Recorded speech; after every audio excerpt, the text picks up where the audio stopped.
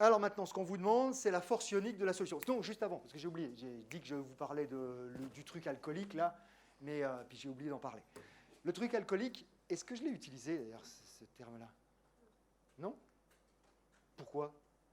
Parce que je n'en avais pas besoin. Pourquoi je n'en avais pas besoin? Parce que je raisonnais dans 1 litre de solution et que c'était des moles par litre, et puis aussi des moles par litre. Que ce soit de l'alcool, de l'eau ou n'importe quoi d'autre, finalement, ça n'avait aucune espèce d'importance ici. On est bien d'accord? Mais imaginons que ce qu'on vous ait demandé de calculer, au lieu d'être l'osmolarité, ce soit l'osmolalité. C'est-à-dire cette fois-ci l'idée de passer dans des kilogrammes de solution. Cette fois-ci, la nature du solvant, ça a de l'importance, parce que la masse volumique du solvant va intervenir. Et la masse volumique de l'eau et de l'alcool et de l'acide acétique ou n'importe quel autre solvant, ce n'est pas la même chose. Donc, ça va avoir de l'influence. Là, ça tombe bien, il n'y en avait pas besoin, c'est une information qui sert à rien. Et des fois, il y a des informations, enfin d'ailleurs, la plupart du temps, il y a des informations qui servent à rien. D'accord? Tant que vous êtes assis là, le fait qu'il fasse beau dehors, vous vous en foutez complètement. C'est une information, hein, mais on s'en fiche. Okay? Donc, la plupart du temps, on a des informations qui servent à rien. Là, c'était le cas. Mais des fois, il faut faire attention. Okay? Donc ici, on n'en a pas besoin, mais c'est le genre de truc qu'on note quand même. C'est bon pour tout le monde? Et on verra tout à l'heure. Hein. Tout à l'heure, on en aura besoin dans un autre exercice. Et on y fera attention. On continue? On continue. Donc, la force ionique de la solution. Ben voilà. Votre cours, il est bien organisé. Vous avez votre fiche, la formule, vous l'avez sous les yeux. Point, vous l'avez retrouvée, vous l'appliquez, et puis vous donnez le résultat, quoi.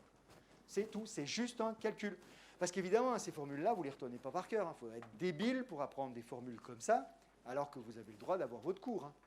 On est bien d'accord. Mais ça ne veut pas dire que vous ne savez pas bien parfaitement où elle se trouve, à quoi elle sert et comment on l'utilise. Et le à quoi elle sert et comment on l'utilise, ce n'est pas la même proposition. Hein. C'est 2 propositions différentes. Okay? Donc, voilà, vous savez où elle se trouve. Ce n'est peut-être pas encore le cas, mais vous l'avez retrouvée. Vous savez à quoi elle sert à calculer la force ionique. Ah, maintenant, la force ionique, vous ne savez peut-être pas à quoi ça sert, mais ça, je vais vous expliquer. D'accord? Et comment on l'utilise, voilà, vous faites le calcul, et puis vous verrez bien si vous savez comment on l'utilise. Et vous renvoyez votre résultat. À quoi ça sert exactement? Alors, directement, pas vraiment, mais c'est lié. Je n'ai pas eu le temps de vous le dire à la fin du cours de mardi passé. Vous vous rappelez que j'ai terminé sur cette histoire d'activité.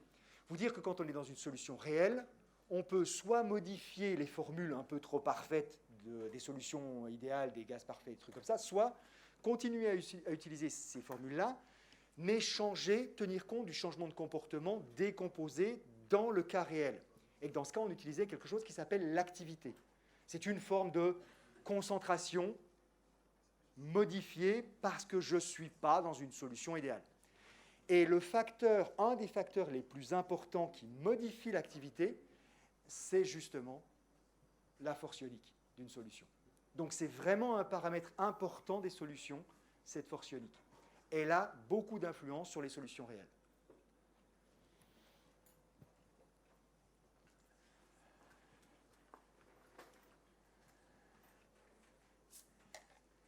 Et vous savez quoi? Vous avez trouvé la formule. Vous savez maintenant à quoi elle sert. Vous l'avez sous les yeux, vous êtes en train de l'appliquer. Vous avez fait le dé avec moi, vous avez vu qu'il y a certaines erreurs qu'il faut éviter. Et il y en a quand même 20% d'entre vous qui vont se planter dans le calcul. Quand je dis 20% d'entre vous, hein, c'est vous là, c'est toutes les promotions avant, c'est toutes les promotions après, c'est celle de la fac de sciences, c'est celle de Nice, Narbonne ou n'importe où, d'accord? C'est même la promotion des enseignants qui enseignent ce truc-là ou n'importe qui. Il y a 20% des gens qui utilisent cette formule qui se plantent en l'utilisant. Même quand ils l'utilisent souvent, régulièrement, parce que c'est une faute d'inattention qui est commise. C'est cette cochonnerie de 1/2 qui se trouve là-devant. Parce qu'il y a des tas de petits calculs, c'est une somme, donc on va faire des tas de petits calculs à l'intérieur. Puis quand on a fini tous ces petits calculs de la somme, on fait égal. C'est normal, hein, on a fini la somme. Okay? Et ce qui se passe régulièrement, c'est qu'on oublie de rediviser par 2. Alors avec vos calculatrices graphiques, vous mettez le 1/2, vous mettez les parenthèses. Ça a moins de chances d'arriver, mais ça arrive quand même. D'accord? Donc faites-y vraiment attention. Même les pros se font avoir à un moment ou à un autre à oublier de diviser par 2. D'accord? Faites-y gaffe. Parce qu'évidemment, hein, les profs, tous, partout, on aime bien trouver les pièges faciles. D'accord? Donc dans les propositions qui vous seront données dans les QCM, s'il y a ça à calculer, il y aura la valeur pas divisée par 2, quoi. On ne peut pas nous en vouloir. Hein. Non, en même temps, vous êtes prévenus, là. D'accord? Hein? Vraiment prévenus. Le nombre de charges, c'est une valeur algébrique. Donc, elle est supposée être signée. Mais comme elle est au carré, on s'en fiche. Elle sera forcément positive. La charge au carré sera forcément positive. Donc, c'est forcément des termes qui s'habillent. Il n'y a pas de... Il n'y a pas d'unité. Ah non, il n'y a pas d'unité. C'est juste un nombre. C'est OK. Donc, c'est en quoi la force ionique qu'on va calculer là? Le 1,5, ça n'a pas d'unité. La charge, donc, ça n'a pas d'unité. Donc, ça a l'unité d'une concentration. C'est des moles par litre. Okay. Alors, on est bien d'accord que dans le système international, ça devrait être des moles par mètre cube. Hein, mais on n'utilise jamais des moles par mètre cube. Personne n'utilise jamais des moles par mètre cube. C'est toujours des moles par litre. Et on s'attend à ce qu'elles soient en moles par litre. Allez, je vais regarder les réponses qui sont déjà envoyées. Quand ce sera les QCM, hein, j'insisterai pour que vous répondiez tous. Mais là, comme c'est des calculs, ça peut prendre plus ou moins de temps. Qu'il ne faut pas qu'on perde trop de temps par rapport aux autres. Donc je regarde ce qui a été renvoyé déjà. Ah, ben c'est plutôt pas mal. Vous avez communiqué avec les autres groupes. Vous avez triché, là. Non, mais ça fait 60% de bonnes réponses. D'accord? C'est bien.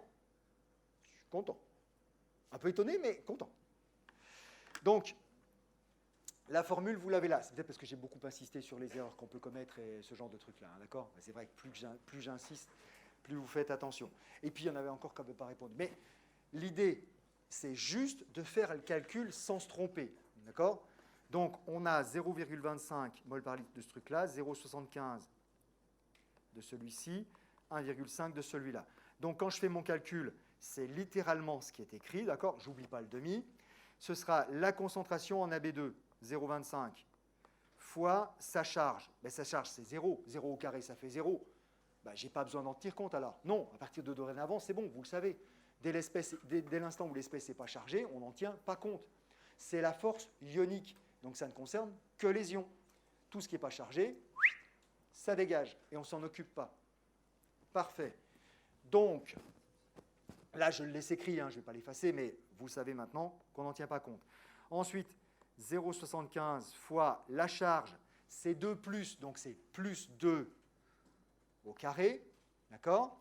Plus 1,5 fois la charge, c'est moins 1, donc moins 1 au carré.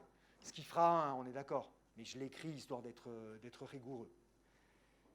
Ce qui fait 2,25 mol par litre. Et là, normalement, il y en a un ou une d'entre vous qui dit « Mais pourquoi c'est 1 alors qu'il y a 2 B-? » Alors, c'est qui doit dire ça, là? Vous faites quoi dans ce groupe? C'est pas possible, enfin. Vous répondez bien. Ah, voilà. Merci. C'est bien. De bleu, quand même. Le Z qui est là-dedans, c'est la charge de l'espèce. Ce n'est pas le nombre de charges. Le nombre de charges, c'est la concentration fois la charge. Okay? Là, c'est la charge de l'espèce. Et, plus précisément, le coefficient stoichiométrique 2, là, je l'ai déjà utilisé. Quand est-ce que je l'ai utilisé? Ben, quand j'ai calculé la concentration. Le 1,5, il est 2 fois plus grand que le 0,75 qu'il y avait avant parce qu'il y avait un coefficient 2. Donc le coefficient stoichiométrique, je l'ai déjà utilisé. Pour la concentration, parce qu'il y a 2 fois l'espèce. Mais la charge de l'espèce, c'est moins 1. C'est clair pour tout le monde cette fois-ci? Et clairement, hein, ce truc-là, c'est le piège dans lequel tombent régulièrement la plupart des étudiants. Et c'est l'erreur qu'on commet avec cette formule-là. Mais une fois qu'on l'a vue, il n'y a plus de raison de la commettre. C'est bon, c'est réglé. D'accord? La charge, c'est la charge de l'espèce. Point. Quel que soit le nombre enfin le coefficient stoichiométrique. Le coefficient stoichiométrique qui sert au calcul de la concentration. Point, c'est tout. C'est bon pour tout le monde? Parfait? Eh bien, c'est parfait. On passe à la suite.